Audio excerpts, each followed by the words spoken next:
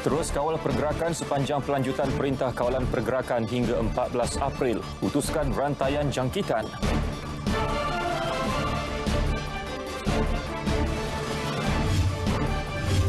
Pengendalian kes positif COVID-19 bukan penyebab 73 pegawai kesihatan KKM positif wabak. 4 lagi kematian dicatat hari ini.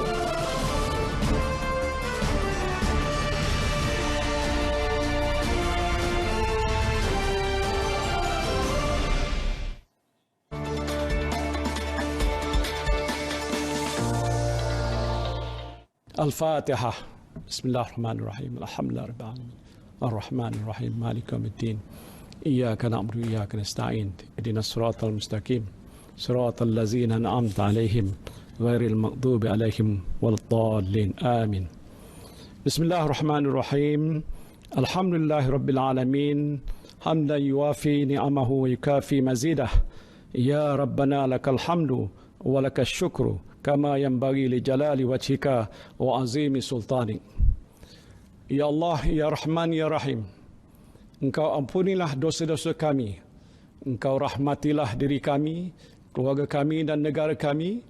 Engkau lindungilah hamba-Mu yang kredit ini daripada segala musibah.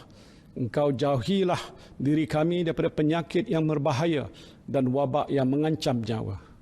Engkau hindarilah kami daripada bala yang berat dan takdir yang buruk. Ya Allah, Ya Rahman, Ya Rahim, Engkau berilah kekuatan, kecekalan dan kesabaran kepada kami untuk menghadapi dugaan-Mu yang berat ini. Engkau tiupkanlah ketenangan dalam jiwa kami. Sesungguhnya setiap dugaan yang Engkau turunkan kepada kami, Ya Allah, tiadalah ia melainkan untuk meningkatkan ketakwaan dan keimanan kami kepadamu. Ya Allah, Ya Rahman, Ya Syafi, Engkau berilah kesembuhan kepada saudara-saudara kami yang dijangkiti wabak coronavirus, walau di mana saja mereka berada. Sesungguhnya tiada penyakit yang tidak dapat Engkau sembuhkan. Ya Allah, tiada mara bahaya yang tidak dapat Engkau jauhinya dari kami, Ya Allah. Kami bermohon kepadamu, Ya Allah, lindungilah kami, selamatkanlah kami, sejahterakanlah kami. Rabbana zalamna anfusana wa illam taghfir lana wa tarhamna lanakunanna minal khasirin. Rabbana atina fid dunya hasanah wa fil akhirati hasanah wa qina azabannar. Wa sallallahu ala sayyidina Muhammadin wa ala alihi wa sahbihi wa sallam. Walhamdulillahi rabbil alamin.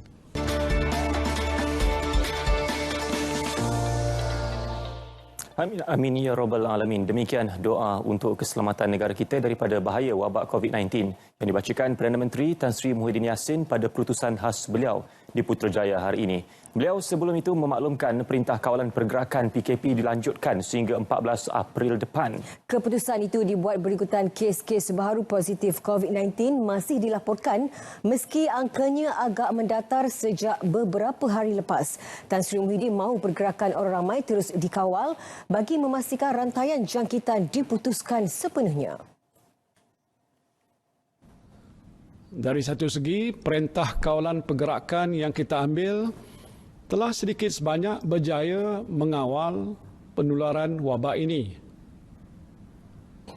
Namun kita tidak boleh berputus ataupun berpuas hati dengan langkah-langkah yang kita ambil pada masa ini sehinggalah kita berjaya mencatatkan sifar kes baru. Tempoh kuasa PKP bakal dikaji dari semasa ke semasa bagi menentukan keperluan pelanjutannya. Perdana Menteri mengakui rakyat berdepan cabaran perubahan gaya hidup sepanjang tempoh PKP. Namun situasi itu tidak boleh melemahkan semangat untuk meneruskan kehidupan. Tan Sri Muhyiddin yakin setiap rakyat memiliki keupayaan menyesuaikan diri termasuk melakukan pelbagai aktiviti bermanfaat bersama keluarga di rumah. Ya, melihat kepada trend peningkatan kes baru positif COVID-19, Kementerian Kesihatan menjangkakan kes baru akan terus dilaporkan dalam tempoh terdekat. Justru bagi mendepaninya, Tan Sri Muhyiddin memaklumkan yang Kementerian Kesihatan telah menyediakan 3,585 katil di 34 hospital seluruh negara khusus untuk merawat pesakit COVID-19. Pada masa ini, 34% daripada kapasiti katil hospital telah pun digunakan dengan baki sebanyak 66% lagi yang masih boleh menampung pesakit. Jika berlaku pertambahan jumlah kes positif COVID-19 melebihi kapasiti yang ada di hospital, beberapa tempat telah pun dikenal pasti untuk dijadikan pusat pengasingan dan kuarantin sementara. Kementerian Kesihatan juga akan meningkatkan kapasiti melakukan ujian saringan pada skala lebih besar, termasuk melakukan saringan besar-besaran di lokasi berisiko tinggi. Ya, Tan Sri Muhyiddin turut mengumumkan yang bank-bank tempatan menawarkan moratorium atau penangguhan bayaran balik sehingga 6 bulan bermula 1 April ini. Ia meliputi peminjam-peminjam individu dan perusahaan kecil dan sederhana PKS. Semua langkah penangguhan bayaran balik melibatkan jumlah nilai sekurang-kurangnya 100 bilion ringgit. Keputusan itu dibuat setelah beberapa sesi perbincangan dengan Kementerian Kewangan dan Bank Negara Malaysia BNM diadakan.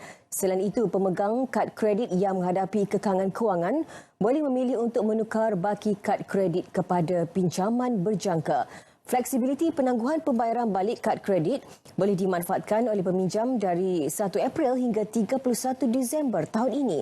Seterusnya, sektor korporat juga boleh berunding dengan bank masing-masing untuk menyusun semula pembayaran balik yang sesuai dengan keadaan perniagaan mereka.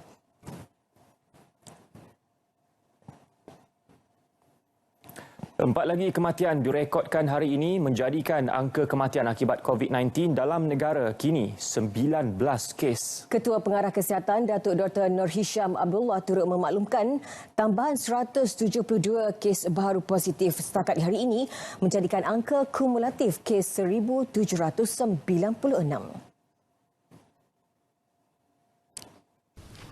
Daripada maklumat terkini dilaporkan ke CPRC Kebangsaan, duka cita dimaklumkan bahawa sehingga kini terdapat pertambahan 4 lagi kes kematian berkaitan dengan COVID-19. Pelaporan terbaru ini dan satu pelaporan melalui siaran di laman Facebook Ketua Pengarah Kesihatan malam tadi menjadikan jumlah kumulatif kes kematian COVID-19 di Malaysia adalah sebanyak 19 kes. Ketika ini terdapat 45 kes positif COVID-19 sedang dirawat di unit rawatan rapi, termasuk 34 individu memerlukan bantuan pernafasan. Manakala 16 kes telah pulih dan dibenarkan keluar hospital hari ini, menjadikan keseluruhan sebanyak 199 kes. Ya, dalam sidang media sama, Datuk Dr. Nur Hisham turut mendedahkan 73 pegawai kesihatan Kementerian Kesihatan dikesan positif COVID-19. Berdasarkan siasatan, punca jangkitan bukan disebabkan pengendalian kes positif COVID-19 di fasiliti kesihatan kementerian. Daripada jumlah tersebut, didapati punca jangkitan bagi 47 kes iaitu 64.4% adalah berkaitan dengan majlis perkahwinan yang juga dihadiri oleh mereka yang menghadiri perhimpunan tabligh. Lain-lain punca adalah seperti sejarah melawat ke luar negara dan dari kontak keluarga yang positif COVID-19. Untuk makluman, dalam penjagaan keselamatan anggota barisan hadapan, seramai 1,895 anggota kesihatan Kementerian Kesihatan yang menguruskan pesakit COVID-19 di fasilitis Kementerian Kesihatan Malaysia telah menjalani ujian pengesahan, di mana 1,187 orang adalah negatif, manakala 708 lagi masih menunggu keputusan, dan setakat ini tiada yang dikesan positif COVID-19. Dalam pada itu, Datuk Dr. Nur Hisham meminta pegawai kesihatan memaklumkan ketua jabatan masing-masing sekiranya terlibat secara langsung atau mempunyai kontak dengan peserta yang menghadiri program ijtima di Seri Petaling dan majlis perkahwinan pada 6 Mac di Bangi dan 7 Mac di Putrajaya yang dihadiri mereka. Waris veteran tentera yang meninggal dunia akibat COVID-19 semalam akan menerima bantuan khairat kematian selain pencen terbitan. Menurut Menteri Kanan Keselamatan Datuk Seri Ismail Sabri Yaakob, jumlah pencen yang bakal diterima Balu Allahyarham berjumlah lebih RM2,000 sebulan. Bagi pihak kementerian, bayaran khairat kematian sebanyak RM3,000 akan dimasukkan ke dalam akaun waris hari ini, iaitu Balu Allahyarham juga akan menerima pencen terbitan sebanyak RM2,856.82 setiap bulan yang akan diuruskan dengan segera. Datuk Seri Ismail menjelaskannya pada sidang media di Ibu Negara. Mangsa yang sebelum ini menunjukkan simptom wabak selama 5 hari dimasukkan ke Hospital Angkatan Tentera Tuanku Mizan pada 16 Mac. Mangsa kemudiannya dipindahkan ke Hospital Kuala Lumpur pada 18 Mac sebelum disahkan meninggal dunia semalam. Jenazah selamat dikebumikan di Tanah Perkuburan Islam Keramat Kuala Lumpur. 63.6 juta ringgit diperuntukkan bagi membantu rakyat di wilayah persekutuan yang terkesan akibat penularan COVID-19. Inisiatif wilayah Cakna menerusi Kementerian Wilayah Persekutuan itu diumumkan Menterinya Tan Sri Anwar Musa. Jawatan Kuasa Kerja Keselamatan Negeri Wilayah Persekutuan dan Pusat Pengurusan Krisis CMC akan menyelaras pengagihan bantuan berdasarkan 3 kluster, iaitu petugas, pesakit, PUI dan mangsa serta kluster warga wilayah persekutuan. Bantuan termasuk pengecualian bayaran sewa kepada 40,000 penyewa projek perumahan rakyat PPR dan perumahan awam M10 di BKL. Penyewa rumah di BKL, 40,000 keluarga semua. 40,000 keluarga. Itu saya umum tu penyewa premis. Itu tak ramai.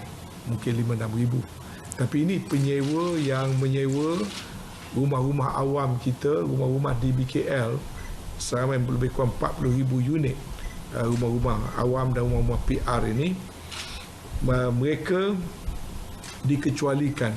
Mereka tak perlu membayar sewa untuk 1 bulan dan 2 bulan berikutnya sewa itu ditangguhkan.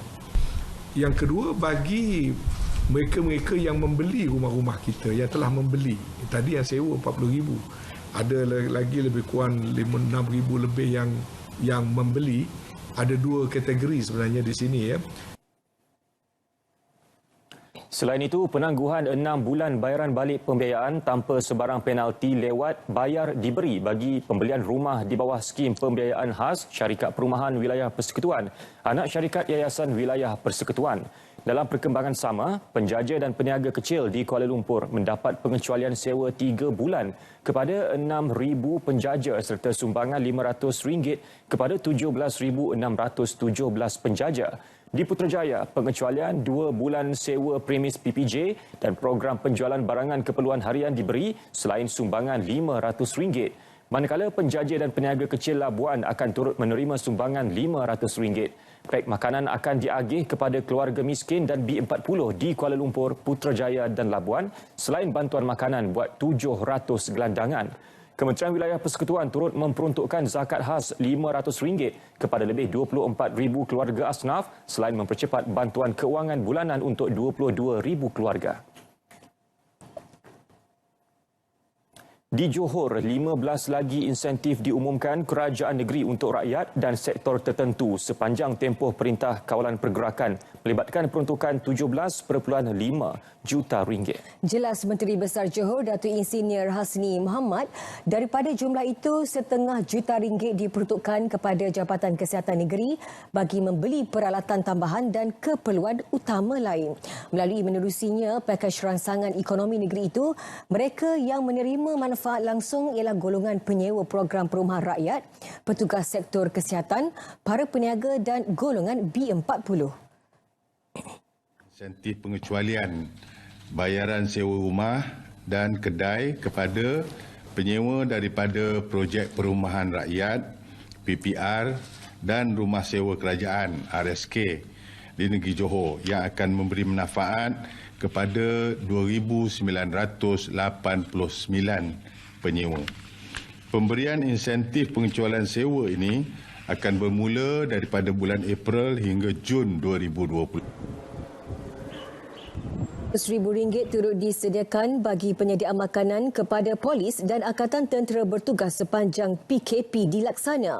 RM1.2 juta pula diperuntukkan bagi memperluas pelaksanaan program bank makanan, manakala bayaran balik pinjaman pelajaran di bawah Yayasan Pelajaran Johor YPJ ditangguhkan sehingga Jun. Bayaran lesen perniagaan kepada lebih 11,000 peniaga perusahaan kecil dan sederhana yang berdaftar dengan pihak berkuasa tempatan turut dikecualikan sepanjang tahun ini. Pakej bantuan COVID-19 berjumlah RM670 juta pula dilancarkan Sabah hari ini. Pakej berkenaan yang diumumkan Ketua Menteri Datuk Seri Muhammad Shafie Apdal merangkumi 15 langkah merangkumi pelbagai lapisan masyarakat yang terjejas akibat pandemik berkenaan.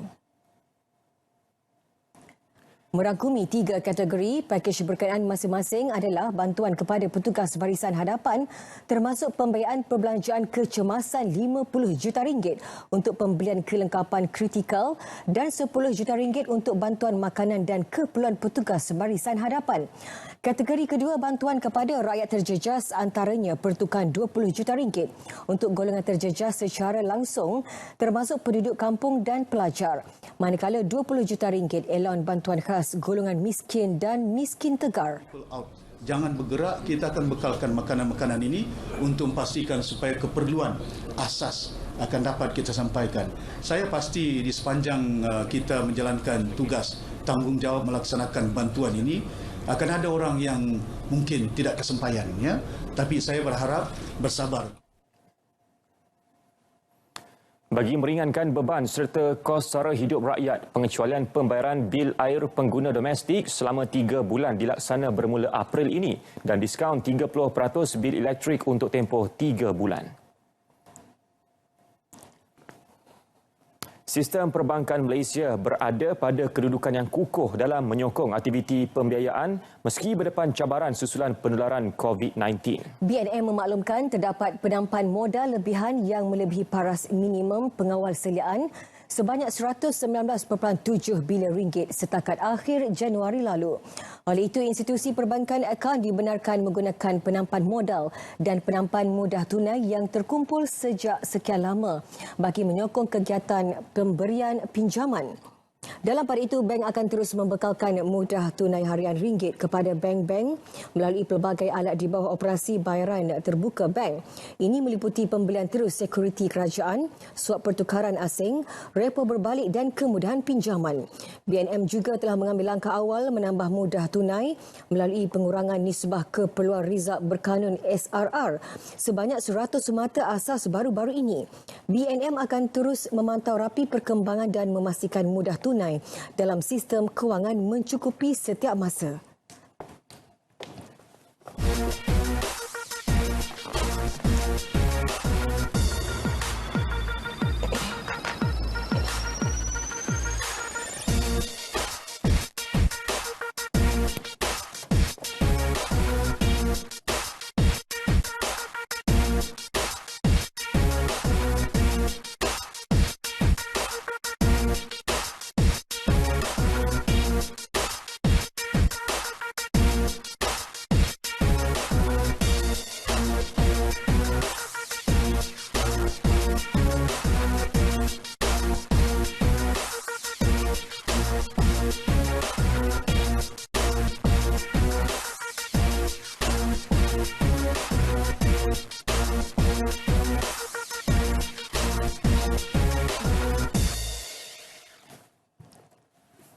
Perdana Menteri Tan Sri Muhyiddin Yassin melakukan tinjauan mengejut ke Pasaraya Giant di Seri Kembangan Selangor petang tadi.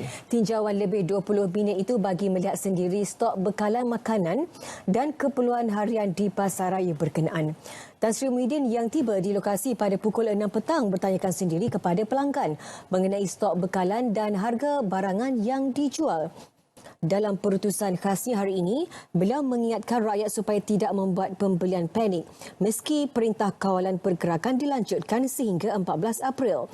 Semalam Menteri Kanan Keselamatan Datuk Seri Ismail Sabri Yaakob mengumumkan penubuhan jawatankuasa khas bagi memastikan bekalan mencukupi dan tidak terjejas ketika negara berdepan wabak COVID-19.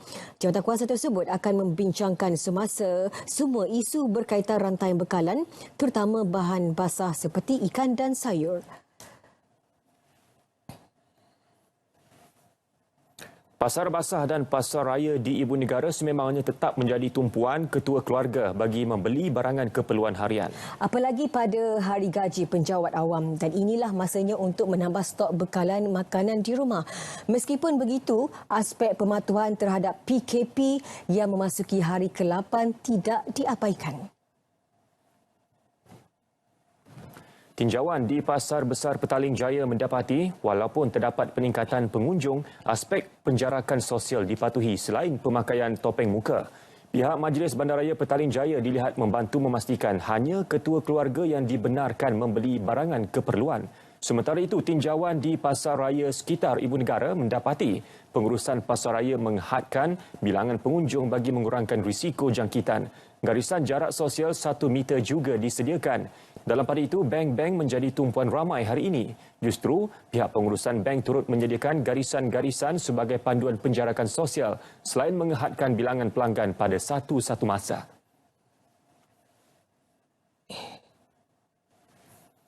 Bekas Perdana Menteri Tun Dr. Mahathir Mohamad dan isteri Tun Dr. Siti Hasmah Muhammad Ali menjalani ujian saringan pengesanan COVID-19 kedua di kediaman mereka hari ini.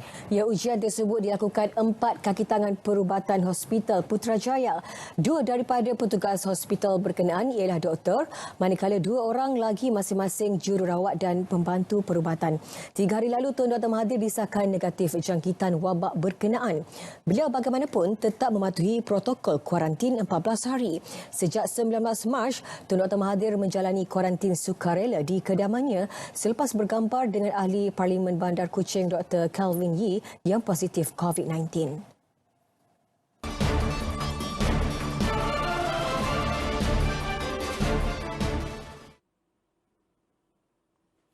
Assalamualaikum dan salam sejahtera. Berdasarkan pemantauan hujan terkumpul selama 12 jam sehingga ke pukul 6 petang hari ini mendapati keamatan hujan lebih tertumpu di kawasan utara Semenanjung Malaysia, iaitu negeri Perlis, Pulau Pinang, Kedah dan juga sekitar negeri-negeri di Perak. Termasuklah di kawasan bahagian negeri Sarawak, iaitu seperti Kuching, Serian, Samarahan, Betong, Sarike, Sibu, Bintulu, Pedalaman Kapit, Miri dan juga Limbang. Berbeza pula hal keadaan di kawasan pantai timur Semenanjung Malaysia kerana didapati cuaca kering dengan bilangan hari tanpa hujan sudah pun mencecah sehingga 30 hari, iaitu di tanah jajahan Pasir Mas bagi negeri Kelantan. Bagi suhu maksima tertinggi pada hari ini pula iaitu setinggi 36 darjah Celsius di daerah Serian dan juga daerah Nabawan bagi negeri Sabah. Bagi status gelombang haba pula buat masa ini masih lagi pada tahap 1, keadaan berjaga-jaga, iaitu seperti yang bertanda warna kuning di sini, iaitu Cuping dan juga Kubang Pasu, iaitu suhu maksima adalah di antara 35 hingga 37 darjah Celsius selama 3 hari berturut-turut. Bagi keadaan cuaca semasa pula, kelihatan hujan lebat iaitu di kawasan Pulau Langkawi, utara Kedah dan juga negeri Perlis. Juga terdapat di kawasan pesisiran pantai negeri Perak, di kawasan daerah Bentong dan juga daerah Jasin bagi negeri Melaka. Di samping itu, di Sarawak pula kelihatan hujan bergerak di kawasan Betong, Pedalaman Kapit dan juga Limbang. Bagi ramalan pada keesokan pagi pula, Met Malaysia menjangkakan hujan di 1-2 tempat akan lebih tertumpu di kawasan pesisiran pantai timur Semenanjung Malaysia, iaitu Dungun, Kemaman bagi daerah negeri Terengganu, Kuantan, Pekan Rompin, negeri Pahang dan juga Mersing dan juga Kota Tinggi bagi daerah negeri Johor. Juga terdapat di kawasan wilayah Persekutuan Labuan dan juga bahagian Tawau, negeri Sabah. Sekian dahulu laporan cuaca buat malam ini. Dapatkan informasi cuaca di laman sesawang dan juga media sosial kami. Saya Abdul Aizat. Assalamualaikum.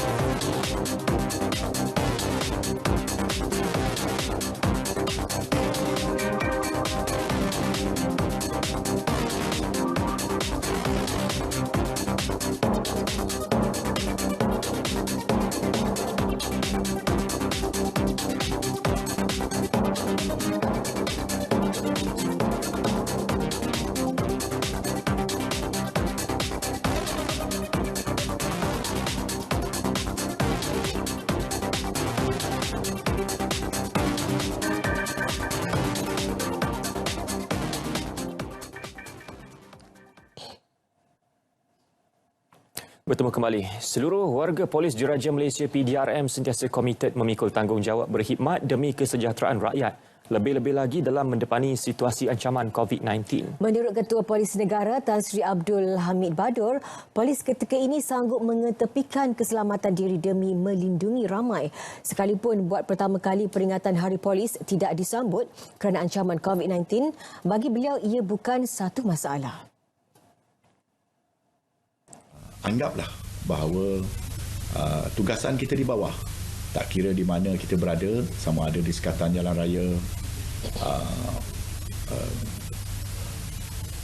dalam rondaan-rondaan di bawah, ya, membuat hebahan ke sana sini, ya, membuat snap check, ya, dan mereka juga yang bertugas di perbatasan, di perairan, ya, di pantai-pantai. Dan ada juga yang memberikan melaksanakan tugas di udara pun ada, ya. Anggaplah, ya, tugasan kita di bawah ini sebagai aktiviti menyambut perayaan Hari Polis. Tan Sri Abdul Hamid menjadi tetamu Selamat Pagi Malaysia yang disiarkan di TV1.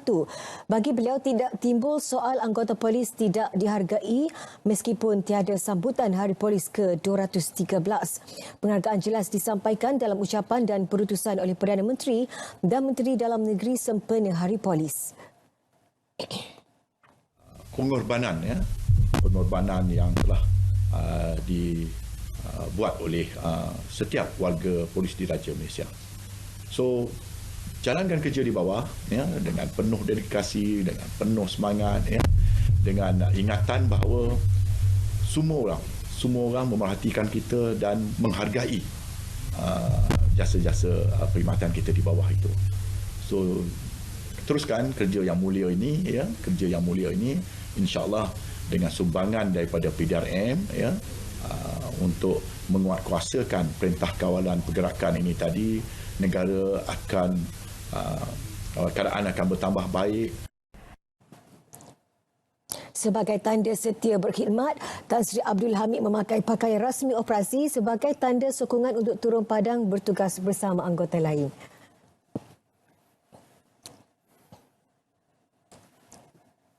Prihatin dengan kesukaran dan tanggungjawab digalas pasukan polis sepanjang tempoh PKP, Pertubuhan Bukan Kerajaan NGO tampil menyerahkan sumbangan makanan dan minuman. Bertempat di Ibu Pejabat Kontingen Polis Selangor, sumbangan disampaikan Yayasan Usahawan Negara kepada Timbalan Ketua Polis Selangor DCP, Dato' Arjunaidi Muhammad.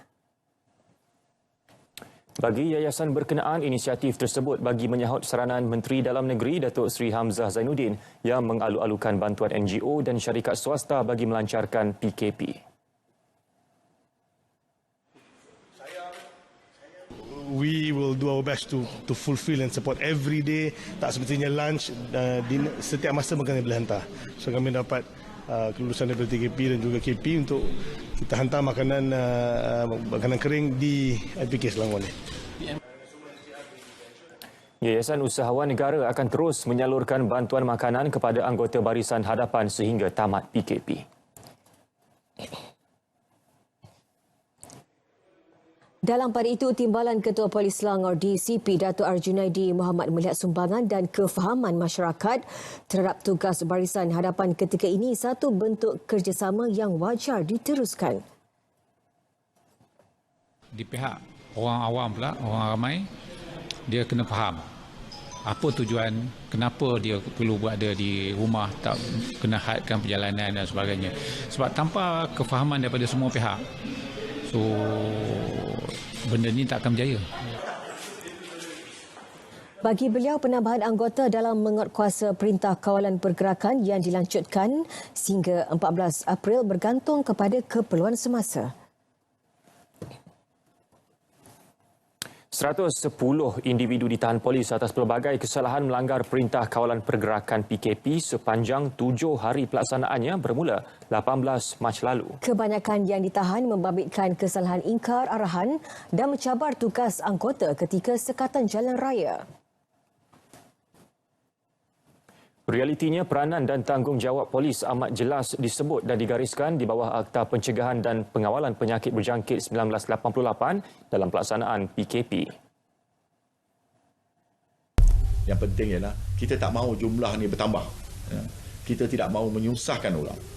Tapi jangan pula orang ramai menyusahkan polis, ya. Dan meningkatkan risiko kepada masyarakat, ya, dijangkiti oleh virus ni tadi. So bersifat cakna lah, ya, cakna supaya kesedaran pada diri sendiri itu yang penting. Pada peringkat awal, polis mengambil pendekatan merayu, menjelaskan dan menasihati orang ramai supaya mematuhi PKP. Namun, tindakan tegas kini wajar diambil terhadap individu yang ingkar. Akibat tidak mematuhi PKP Isnin lalu, seorang anggota polis dan seorang nelayan di Perak didenda RM1,000 seorang oleh Mahkamah Magistrate Seri Manjung Lumut. Anggota polis berpangkat korporal berusia 33 tahun dan nelayan berusia 43 tahun itu mengaku bersalah. Pertuduhan terhadap Muhammad Safaruddin alias dan Nasrul Awang itu dibacakan secara berasingan di hadapan Magistrate Nur Syakira Ibrahim. Safaruddin didapati bergerak dari Barak Polis Balai Kampung Rapat Ipoh, manakala Nasrul dari Lorong Bahagia Kampung Serdang Sitiawan kira-kira pukul 4.15 pagi pada 23 Mac lalu. Kedua-dua tertuduh didakwa di bawah Peraturan 3/1 Peraturan Pencegahan dan Pengawalan Penyakit Berjangkit 2020 yang memperuntukkan hukuman penjara maksimum 6 bulan atau denda sehingga RM1,000 atau kedua-duanya sekali. Sepanjang tempoh PKP ini juga, gelandangan sekitar Kuching, Sibu dan Miri Sarawak akan ditempatkan di pusat pelindungan sementara. Kemudahan seperti tempat tidur dan bilik mandi disediakan selain makanan dan minuman untuk memastikan golongan berkenaan selamat.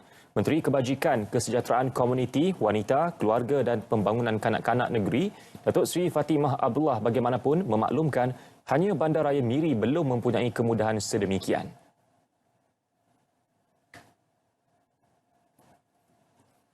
So we will get this information, the follow up from our JKM. We'll place them temporarily. Kalau di Kuching, Anjong Singgah. Kemudian in Sibu we have the rest house, government rest house. Miri we try to sort out with Jawatan Kuasa Bencana di peringkat Miri, where to place them temporarily. We want them to be safe as well, not roaming around the streets. Beliau mengadakan rondaan gelandangan sekitar Bandaraya Kuching termasuk pusat penjaja dan rekreasi Song Keng Hai dan Taman Awam berdekatan Padang Sukan Jubli Kuching. Terdapat 144 gelandangan di Sarawak dengan 44 daripadanya di Kuching, 21 di Sibu dan 17 Miri. Empat nota suara dalam aplikasi WhatsApp yang mendakwa darurat kononnya akan diisytihar dinafikan Majlis Keselamatan Negara MKN. Perkara itu disahkan sebagai berita palsu oleh Pasukan Respons Pantas Kementerian Komunikasi dan Multimedia KKMM.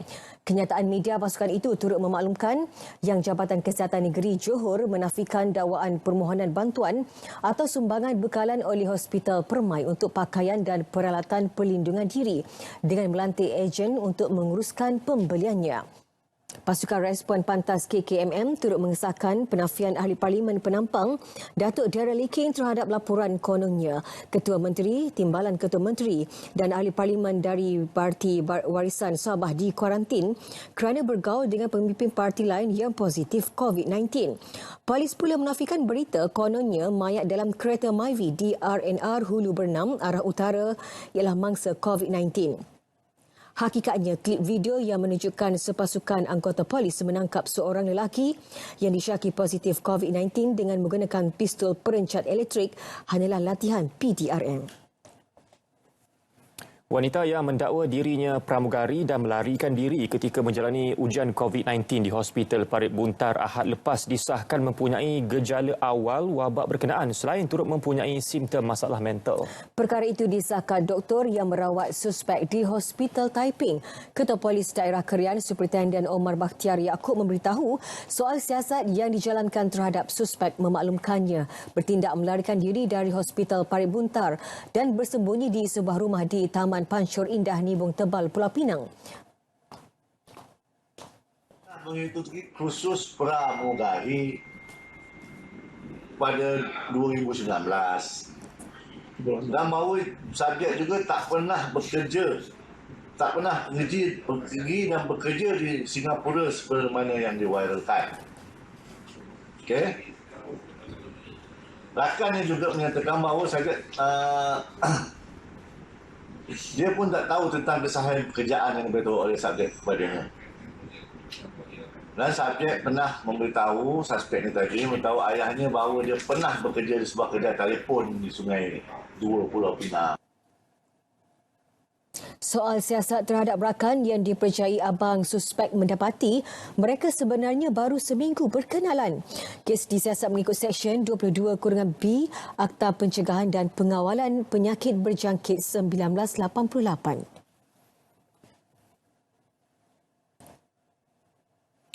Ketua Polis Perak, Datuk Razarudin Husin mengesahkan 29 anggota polis, penjawat awam dan ahli keluarga mereka dikuarantin 14 hari selepas mempunyai simptom COVID-19. Manakala 13 lagi disahkan negatif. Kesemua mereka dikuarantin atas nasihat hospital selepas mengalami masalah kesihatan sebaik pulang dari luar negara. Merasakan diri dia tak sihat, itu arahan saya. Dia perlu, kalau dia sesemua dah batuk, dia perlu untuk pergi buat saringan. Yang ini, macam saya cakap tadi, ini adalah langkah-langkah supaya jangkitan COVID ini tidak kena kepada pegawai dan anggota lain. Pasal pihak polis ini sedang menguruskan PKP. Sekiranya berjangkit dan kekurangan anggota ini juga mendatangkan masalah kepada kita. Datuk Razarudin mengadakan lawatan bersama Menteri Besar Datuk Seri Ahmad Faizal Azumu sekitar Ipoh. Beliau turut menafikan dakwaan anggotanya memaksa orang awam memakai topeng penutup hidung dan mulut ketika masuk ke pasar awam dan pusat beli belah. Sebaliknya, arahan itu dikeluarkan pihak pengurusan pusat beli belah sebagai langkah keselamatan. Baik, seterusnya untuk perkembangan sukan kita bersama dengan Ifah Hazim. Silakan Ifah.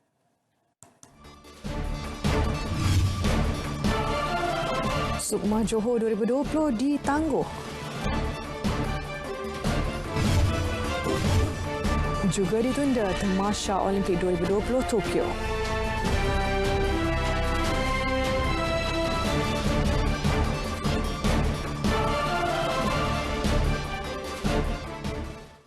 Assalamualaikum dan salam sejahtera. Sukan Malaysia Sukma Johor 2020 ditangguhkan susulan penularan COVID-19. Perkara itu diumumkan Menteri Belia dan Sukan Datuk Rizal Naina Marikan selepas mesyuarat khas Jawatankuasa Tertinggi Sukma menerusi sidang video siang tadi. Tarikh baharu akan ditetapkan kemudian selewat-lewatnya awal Mei depan. Mengambil kira aspek keselamatan dan kesihatan atlet, jurulatih, pegawai dan semua yang terlibat dalam tamasya dui tahunan itu. Mesyuarat sama turut mencadangkan 2 tarikh menjadi pilihan, iaitu pada Disember tahun ini atau dianjakkan ke tahun hadapan.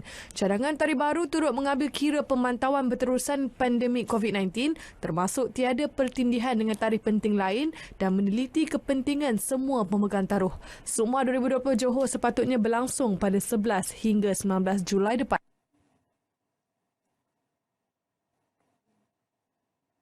Majlis Olimpik Malaysia MOM melahirkan sokongan penuh keputusan Jepun dan Jawatankuasa Olimpik Antarabangsa IOC menangguhkan Olimpik Tokyo 2020 hingga tahun depan. Presidennya Datuk Seri Muhammad Nozar Zakaria ketika dihubungi RTM memuji langkah itu dan akan terus bekerjasama dengan pihak berkepentingan di peringkat antarabangsa dan tempatan demi memastikan kepentingan atlet Malaysia sentiasa dilindungi. Merupakan satu keputusan yang wajar dan bersesuaian dengan ancaman COVID-19 yang tidak menampakkan perubahan yang positif lagi. Kita di peringkat MOM akan melihat kembali persediaan kita. Tetapi buat masa ini perkara yang paling penting ialah untuk semua orang mematuhi perintah kawalan perjalanan ini kerana kesihatan dan kesejahteraan rakyat Malaysia secara keseluruhan lebih penting. MOM katanya akan mengadakan rundingan dengan Menteri Belia dan Sukan Datuk Seri Rizal Marikan Naina Marikan serta Persatuan Sukan Kebangsaan membabitkan implikasinya terhadap atlet kebangsaan berikutan penangguhan itu. Sementara itu, Presiden Persekutuan Gimnastik Malaysia MGF Rachel Lau melihat penangguhan ini sebagai peluang kepada atlet mempunyai lebih masa untuk mempersiapkan diri.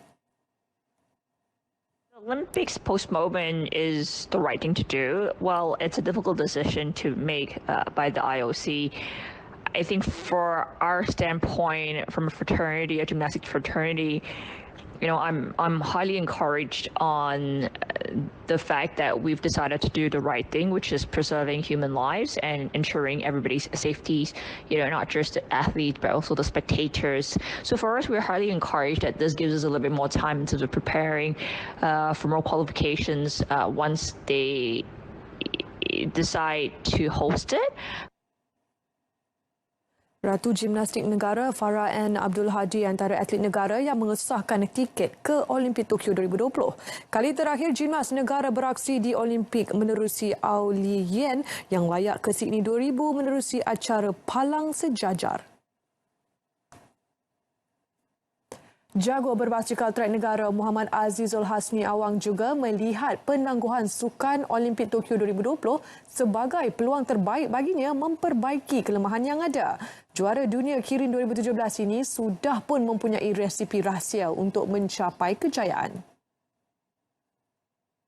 Pelan baharu akan dirangka bersama jurulatih dan pasukannya untuk persiapan Sukan Olimpik tahun depan.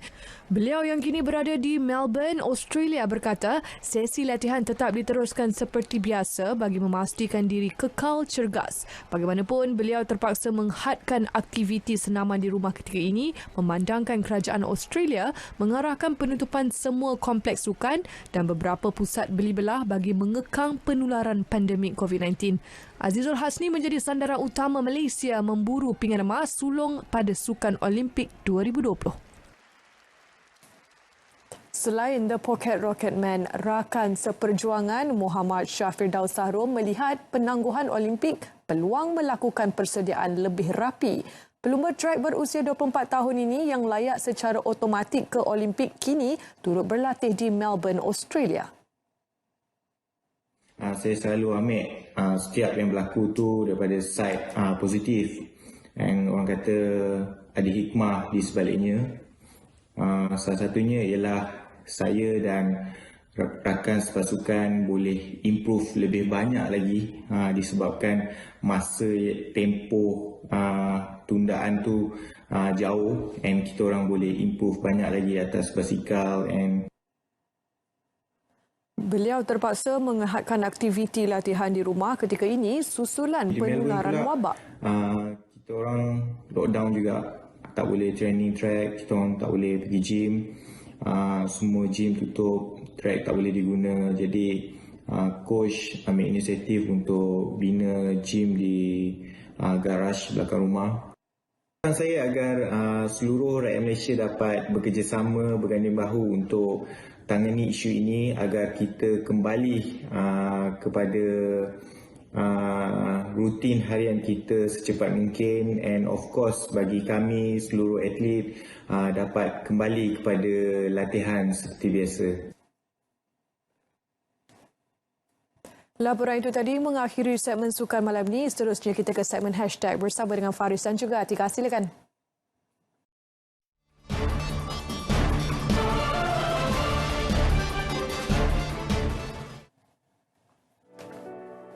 Di Twitter, seorang individu berkongsi tata cara mengurus jenazah kes COVID-19 oleh sekumpulan petugas perubatan. Jenazah akan dibalut terlebih dahulu menggunakan plastik jernih sebelum dikafankan. Selesai dikafankan, jenazah dimasukkan dalam sebuah beg putih yang lain. Imam Masjid Negara Muhammad Afif Jamal yang menguruskan jenazah COVID-19 di Hospital Kuala Lumpur memberitahu jenazah tidak dimandikan tetapi ditayamum atas balutan plastik jernih sebelum disolat dan dikebumikan tanpa talqin. Ahli keluarga juga tidak dibenarkan untuk mendekati jenazah sepanjang proses berkenaan. Seorang penghantar makanan dilihat menunaikan solat di kawasan terbuka dekat pekarangan sebuah stesen minyak. Ini selepas semua tempat ibadah termasuk surau dan masjid ditutup sementara berikutan perintah kawalan pergerakan.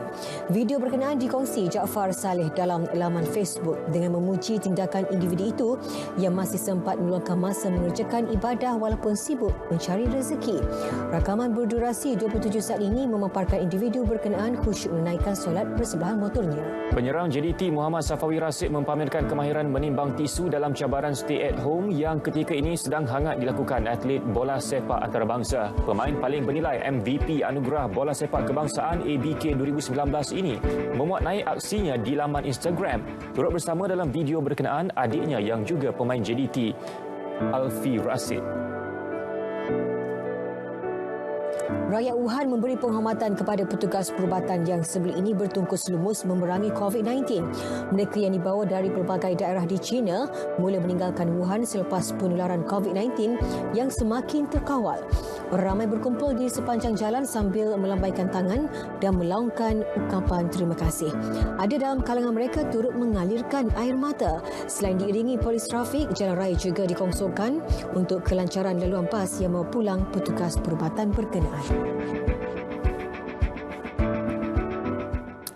Ya, wabak COVID-19 yang melanda negara ini amat menyentuh perasaan warga Syria. Ini kerana keprihatinan Malaysia dalam membantu negara yang dilanda krisis itu sentiasa dekat di hati warganya. Dan atas dasar itu, sekumpulan pelarian warga Syria memanjatkan doa khusus untuk Malaysia meski dalam keadaan mereka yang serba kekurangan. Ya, kepada seluruh umat Islam di Malaysia, sama-samalah kita mengaminkan doa mereka ini.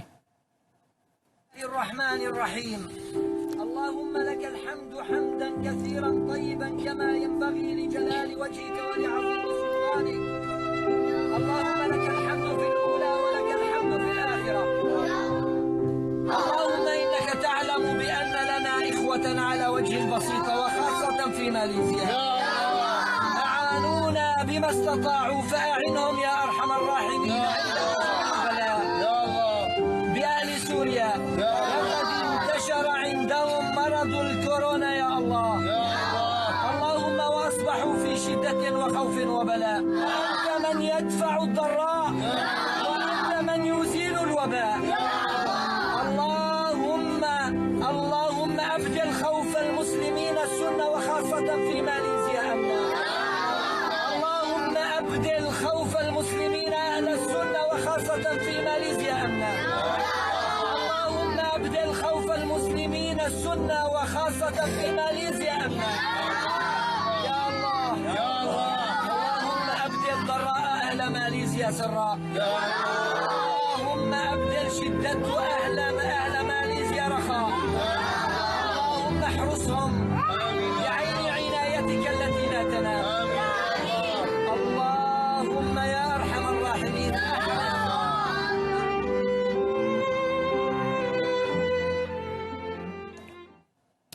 Amin, amin, ya Rabbal Alamin. Doa warga Syria itu menutup berita perdana edisi Rabu 25 Mac. Selaras perintah kawalan pergerakan, duduk di rumah, jangan keluar, stay at home. Ya, jaga diri dan keluarga serta sentiasa gunakan cecair pencuci tangan untuk kebersihan. Dan teruskan setia bersama saluran berita dan RTM jenama diiktiraf paling dipercayai. Dengan itu, Assalamualaikum, salam hormat, jumpa lagi.